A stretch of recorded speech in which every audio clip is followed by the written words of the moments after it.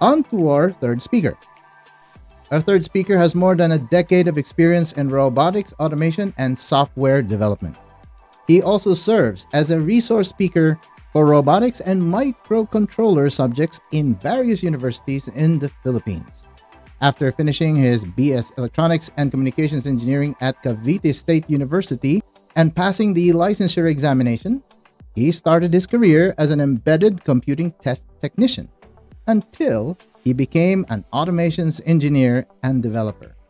For 3 years, he shared his passion in the academe as an electronics engineer instructor at AMA Computer College, and also served as a research and development engineer for a joint project of Cavite State University and Department of Science and Technology.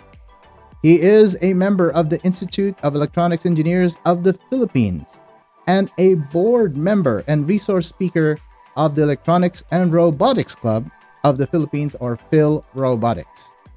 Also, the man.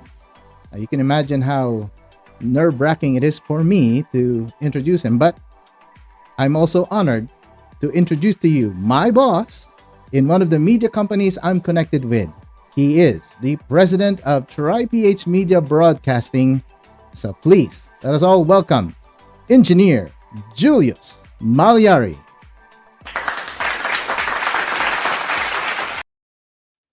Thank you, Sir Rom, for the introduction. And good afternoon, good morning, good evening to everyone. I hope that covers everyone in the audience this afternoon.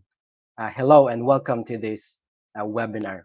So, as mentioned, I'll be talking about the IT innovations during the pandemic in the fields of internet media broadcasting as well as robotics.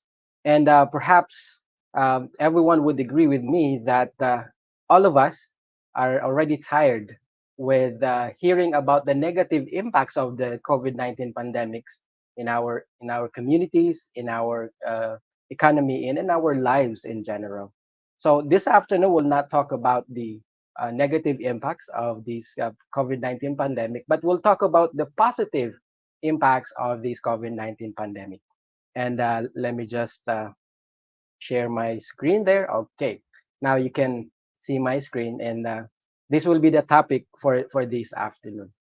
And as we all know, if there's one industry that has been uh, positively impacted by this COVID-19 pandemic, and that's none other than the IT industry, the information technology industry. And we're so thankful to these IT companies that they were able to come up to updated processes, and they were able to really geared up and took the challenge and really provided whatever we needed to be able to survive today.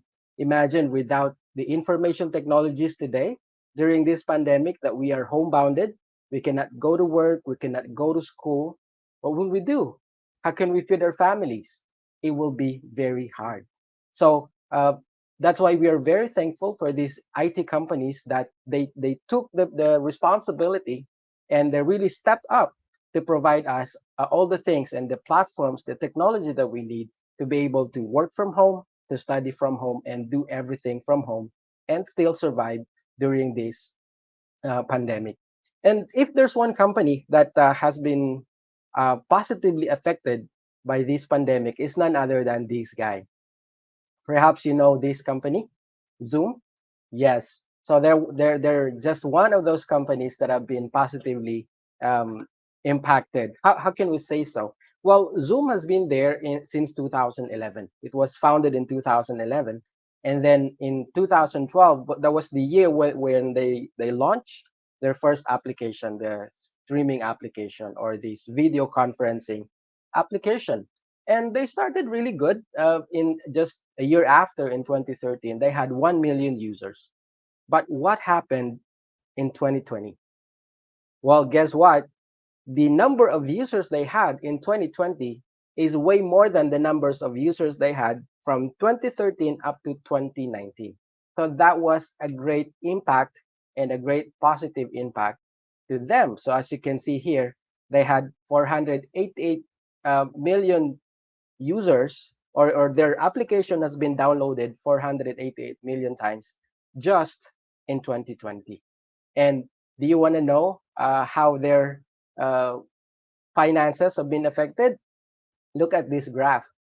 Yes. So as you can see there, this is a big increase. That's 732% increase in their finances. Why is that? Well, because they took the challenge, they shifted their gear, and they really supported us in what we need, and that's why Zoom has been very popular nowadays as part of the positive impacts during this COVID-19 pandemic. But what is remarkable about this graph, folks, is that if you look at this graph, during the first section of Q3 and Q4 of 2020, their growth is a bit linear. But then it started to grow at the first quarter of 2021, and they saw the impact, the effect of that on the second quarter of 2021. What does that graph show? Well, it shows that at the onset of the pandemic, they also struggled. They also had their problems. But what happened is that they they were able to come up to the challenge. They were able to upgrade themselves. They were able to upgrade their technologies, and they got the results. And basically, that's the topic that we're going to discuss this afternoon. What are the technologies available for all of us, and what are the challenges that we should be willing to take to be able to get these positive challenges, no matter how long this pandemic would last? And this is very much the same with when we're driving. So you see, when we drive a car, most of the times we have the full control of when we're going to shift our gears or when we're going to shift the lanes. But sometimes it can be forced as well, just like what you can see on that picture on the right side. If that white car uh, cuts in front of you, then you will be forced to brake and change your gears. And that's if you try driving in the Philippines, you would see a lot of that here. So similarly, that is the same thing that happened with technology during these pandemic times. And because we are homebounded, then we were forced to work and study from home. We had to learn how to do it because we're not used to studying from home. We used to have our teachers face to face, and we're used to work physically, going to work every day. Uh, but that brought a lot of positive results as well. For example, we now have more time with our family. So that's one of the positive impacts of working from home during this pandemic. But of course, aside from those positive impacts, it also had negative impacts or challenges. For example, the threats of cybersecurity. Now that we are more online, then we are more threatened by cybersecurity. We have more chance of being hacked or being on the trap of this cybersecurity threat. Another one is the um, idea of being left behind by technology, because what happened during this pandemic is that technology went really up really fast, and so if we don't catch up with that, then we will be left behind very soon.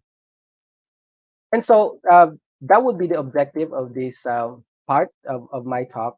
First is we will be talking about the positive results of pandemic, specifically in the fields of internet media broadcasting and robotics. And then we're going to talk about how can you benefit from these changes? What are the opportunities available for you that you can benefit from? And of course, aside from those opportunities, we also have to know how to protect ourselves in the IT world. And yeah, so that's the whole objective of this section of our webinar. So let's begin with the first topic, internet media broadcasting.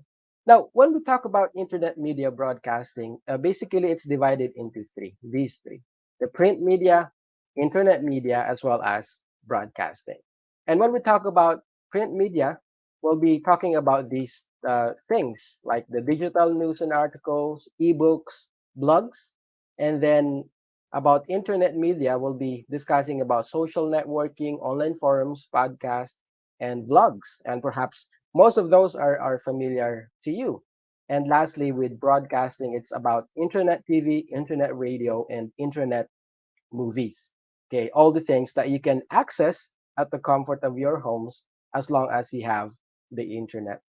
Now, among all these, for example, going back in the print media, um, one of those that has been there for quite some time already, but really became very, very popular during this pandemic time is none other than blogs there. So perhaps in one of your research, you've come across this blog, tootsplus.com. If you come across that, this is a blog that has been established by Colin Stead. And his topics is about software applications and software design tools. And he makes tutorials on how to use them, like Adobe Illustrator, Photoshop, and all other applications that you can use for productivity in your jobs. And what I like about this guy is that he invites collaboration. He invites technical bloggers as well as a contributor so they can write articles on his website, on his blog. He posted it, and he earns from it. And of course, I think he's paying them as well in every article that these people writes for him. Now, would you like to know how much a blogger would earn, like this guy toosblog.com? Well, he's earning $120,000 a month. Yes, pretty big amount for a blogger. And as you can see in his picture, he's just doing it at the comfort of his house or wherever in the world with where he would like to work from. He could be working at the beach and earning $120,000 a month. And then another one is this woman, Ariana Huffington. She created the blog Hotspot.com. And the topic of this blog is about news. And then very easily, she became a trusted news site for many people. And that made her the highest earning blogger in the world, earning $2.3 million a month just for blogging. So you see, if you see blogging as a field or an opportunity for you, then why not? Just have your writing skill, set up your website, and have a device that you can use to write your articles. Could be a laptop, simple laptop, or an iPad, or even using your phone. And it can easily become a passive income. I remember one of my previous coworker before, he set up a website and he wrote an article about a certain plant that cures cancer. So this guy, he has no medical background. He never had cancer, but he wrote about that article, an article that he also just found online.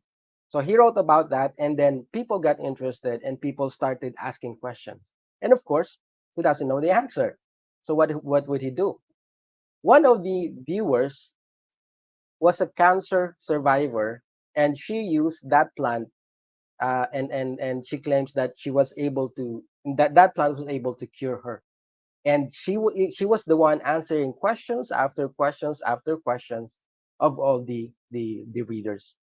And you see, she's the one answering the questions, but he was the one earning. So that's what we can have with blogs. It can become a passive income.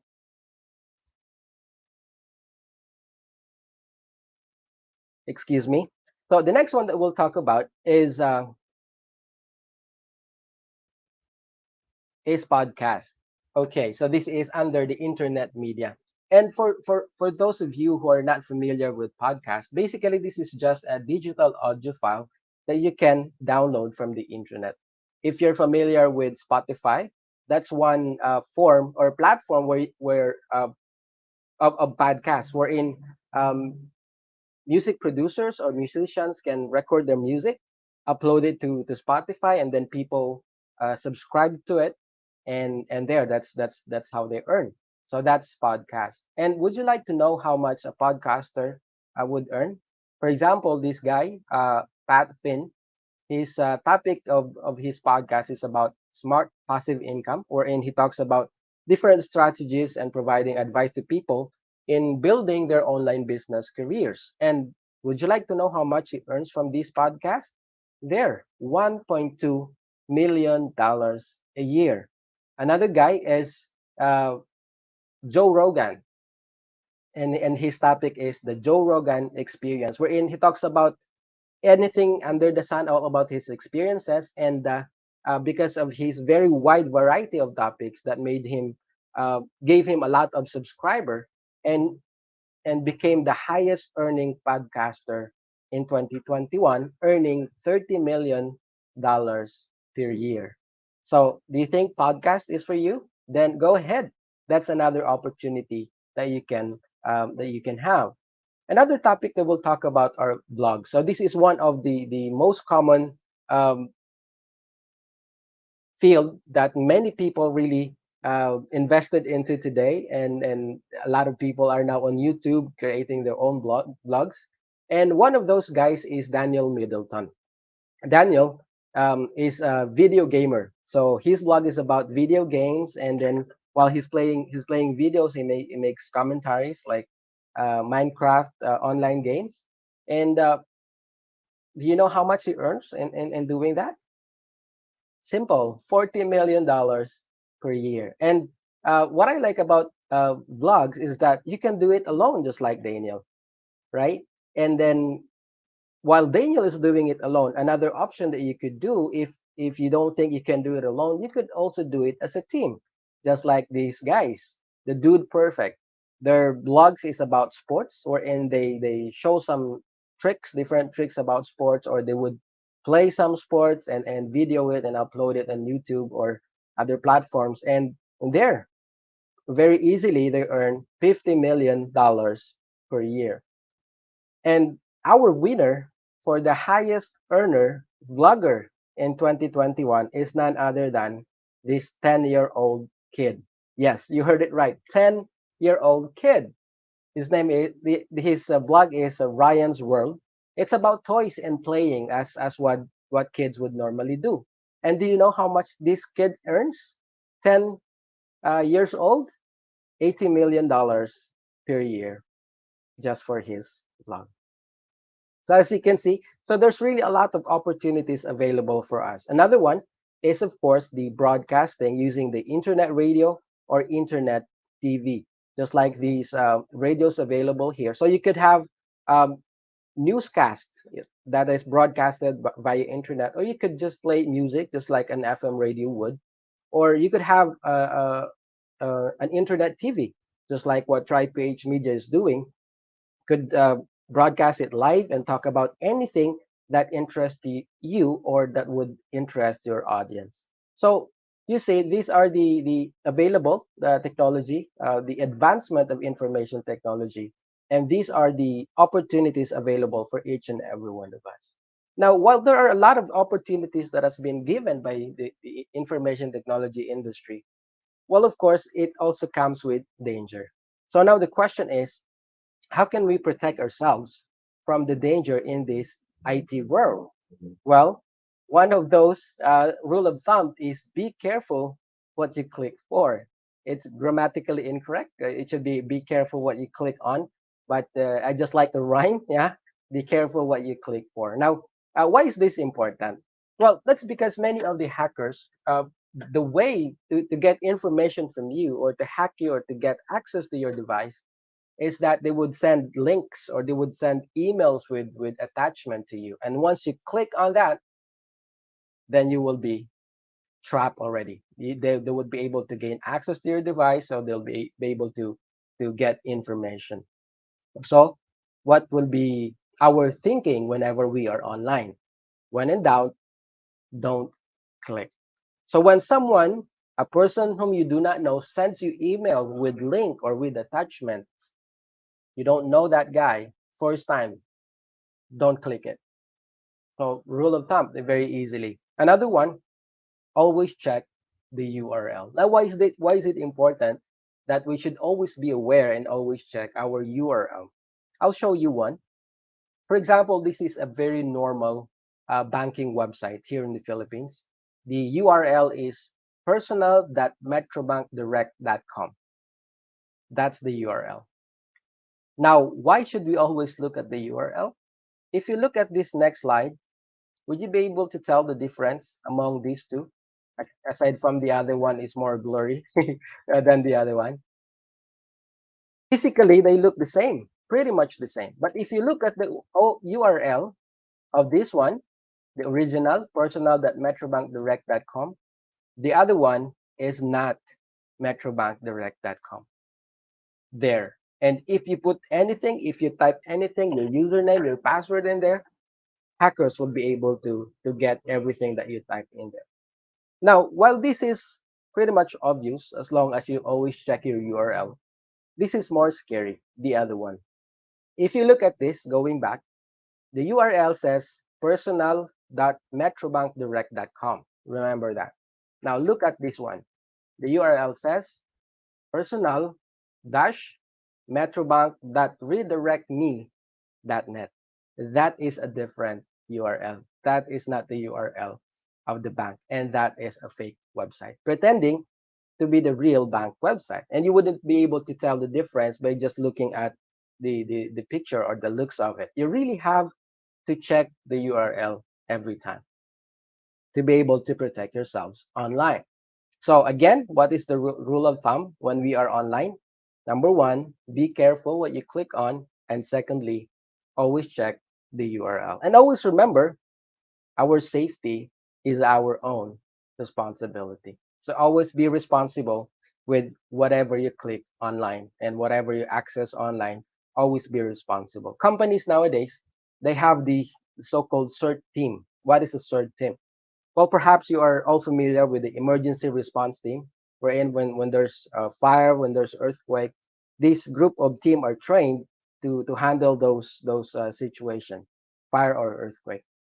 CERT, just put a C in front of the ERT, is the cybersecurity emergency response team.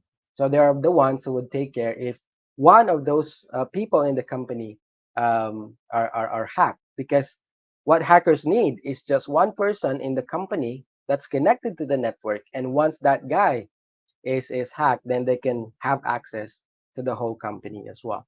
So if you are an individual, be watchful, be your own CERT, and be careful while you are online. Again, your safety is your own priority. So that's the first topic of our discussion.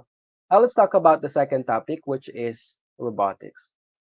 Now, with robotics, we will be talking about there's a lot of fields in robotics, but this afternoon we'll be talking about just these two fields because among the fields of robotics, these two fields are the ones that has been greatly impacted by the pandemic positively, as well as these are the fields that will really make a difference and change our lives in the future, and you will see that later on.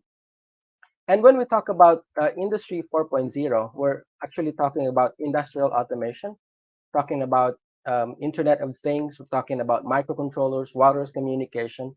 And then when we talk about artificial intelligence, the topics like machine learning and data science would come out.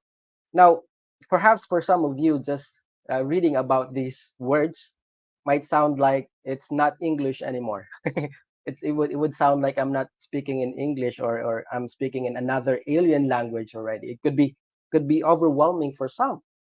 Uh, well, that could be true, but I hope that this next picture here will give you a motivation to give an undivided attention and to really focus on what we'll be discussing on the next part of this webinar. This is the predicted shift in skill sets, pretty much like what Cesare mentioned at the onset of his talk. As you can see here, this is the prediction that will happen uh, since 2016 up to 2030 about the shift in the skill sets of people that will be in demand for the industry. So as you can see here in back in 2016, the most popular skill set are those physical and manual skills with 90 billion hours worked for this. But look what will happen as predicted in 2030. What would back in 2016 the least work skill set is the technological skills. But what will happen in 2030 as predicted? Technological skills will be the number one, will be the top of on the list for that shift. So you see the paradigm shift, that shift in skill sets. yeah, so we really have to think about it. So uh, hopefully I made you think, and you'd be more interested in the next discussion. Well, when we talk about robotics and artificial intelligence, really, uh, the reason the reason why we think they're very complicated is mostly because of what we see in on movies. uh, they make it sound or looks complicated, very, very complicated. But in fact, if you look at the definition of robotics, it is actually a multidisciplinary field that integrates the field of computer science and engineering. And when we talk about those fields, these are the fields that has been integrated by the field of robotics. So, what is the point here, dear friends? It goes to shows that the robotics field is not a one-man job. It's you don't have to do it alone. So, meaning to say, if your interest is into electronics, then you can just focus on electronics and let others do the mechanical jobs, let others do the programming tasks, let others do the wireless communication, data processing, and artificial intelligence. Right? Now, if you'd like to focus on just programming or data processing, then just take care about all your data gathering and data analysis, and you don't have to worry about uh, exploding stuff when you misconnect a part of a robot or something like that. So there, it's really not that complicated. It can be learned, it can be studied, and most of the times you don't have to really make from scratch and make a complicated robotic application right away. Usually you would start from these educational robots, and you just program that toy, and whatever information, whatever knowledge, whatever technology that you get from there, you can use that to apply for a real life application robot. So you start from there. It's not very hard. It's not very complicated.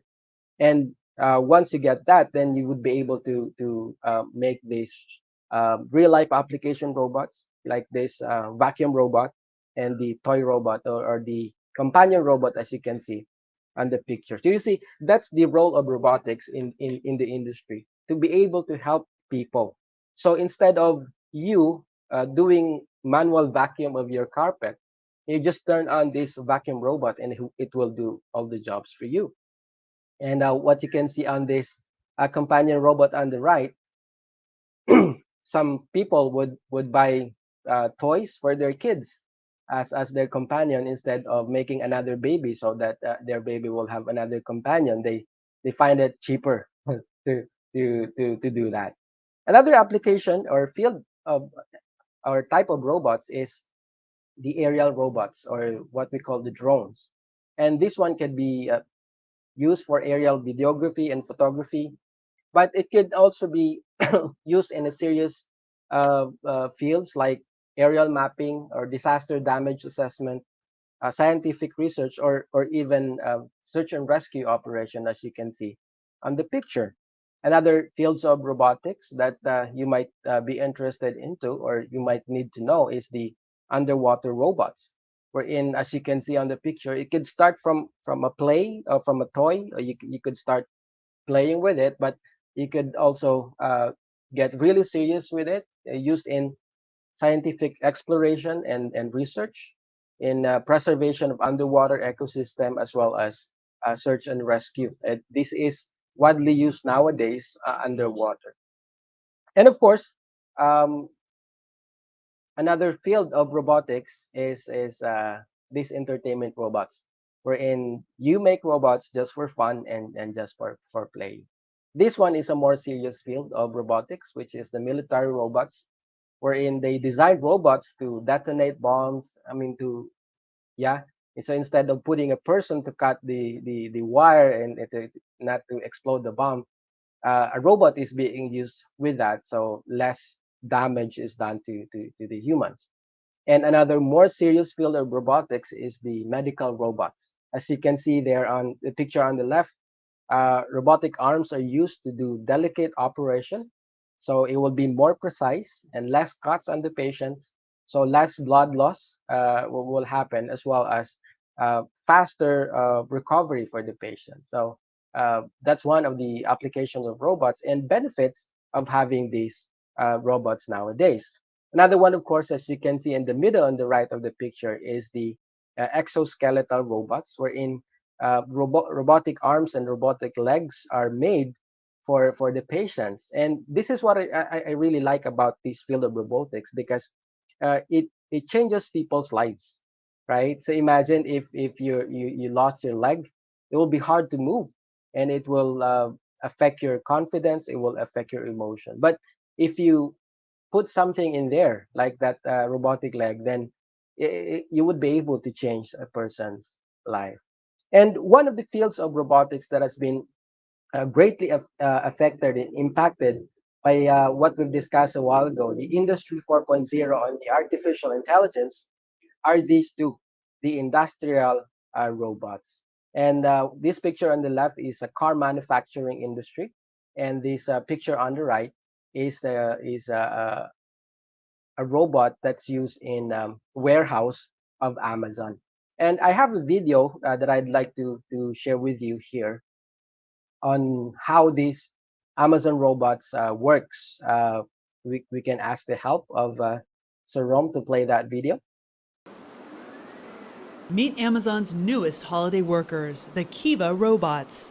At this fulfillment center in Tracy, California, more than 3,000 of them cruise the warehouse floor, helping employees fill millions of orders. The little orange robot goes out and picks the right pot of inventory and brings it back just at the right time for the person to pick the item out to go in that customer's shipment. Before the Kiva robots, the workers used to walk the warehouse aisles picking up the items. But now they stay on these platforms, and the robots bring the shelves and the items directly to them. The 320-pound robots can lift up to 750 pounds. They have motion sensors to detect objects in their way and can travel between 3 and 4 miles per hour. Amazon says the robot's small footprint allows it to squeeze in 50% more inventory into this warehouse, which is the size of 59 football fields. They've also improved efficiency by 20%, so it only takes 15 minutes to fill some orders instead of 90. On Cyber Monday last year, Amazon customers ordered 426 items every second. Amazon expects that number to be bigger this Cyber Monday. The process at an Amazon fulfillment center starts when products arrive by the truckload. The items are sent up to one of the 4 floors where Kiva robots operate. In this new generation fulfillment center, we have associates who are taking products off the carts and putting them onto the shelves that are moved by our Kiva robots. A worker finds a space to stock the item on one of the moving shelves. It doesn't matter if there are paper towels next to board games, just as long as the robots know where to find it among the 21 million items. Then the robots wait to retrieve the item when someone places an order. From there, items are hand-picked and whisked away on miles of conveyor belts to be sorted, packed, and shipped. There's even a robot that folds the shipping boxes. While some may worry about robots taking jobs away from humans, Amazon insists that is not their intention. You're going to see there's 4,000 people working in this building, even with all the automation that's in place here. That's because our focus on automation is about helping people do their jobs, not replacing people. So far, 10 of the 50 Amazon fulfillment centers in the United States have integrated the Kiva robots. In Tracy, California, I'm Kara Suboy, CNET.com for CBS News.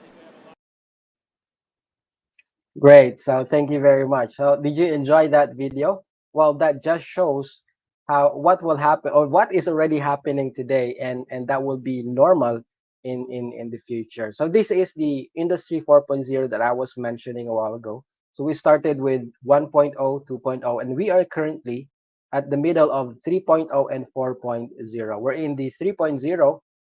The manufacturing industries have been automated, but with industry 4.0, every single machine in the factory will be able to communicate with each other, pretty much like that robot that you saw. It would be able to know where to go, and not hit each other, be able to communicate with each other. And that's the industry 4.0. And really, the driving factor for the industry 4.0 is actually the artificial intelligence, wherein you get a lot of so much data in the factory or in the world, and then use that data to make an artificial brain, and to making it the artificial intelligence and making your machine more smart, than before. And if you remember this picture uh, that I showed a while ago, this is one of those that uh, we don't have a control of. We really have to follow, and we really have to make that shift. So um, that would be one of the impacts of this technology advancement for all of us. And so, what would be the lesson? How can we prevent ourselves not to be left behind by this technology? Well, one of my advice is learn to code now. If you are not in the IT field, at least learn even just one programming language. Everyone has to learn how to code at least one programming language. But if you are in the IT field, a minimum of five would do. But if you are interested in robotics, these are my big fours of the programming languages that you would need if you would be in the field of robotics and automation. And with the field of artificial intelligence and data science, these are the most common programming languages, Python and R programming languages. So what's the key lesson here, dear folks? Uh, the IT world is really fast, and it brought us a lot of benefits because we're able to work from home, we're able to study from home, but also it has its danger. So what should we do? Well, we have to protect ourselves, and then to be able not to be left behind, we always have to really upgrade ourselves as well during this, especially during this pandemic. So that's all. Thank you very much for the opportunity to be able to talk with you this afternoon.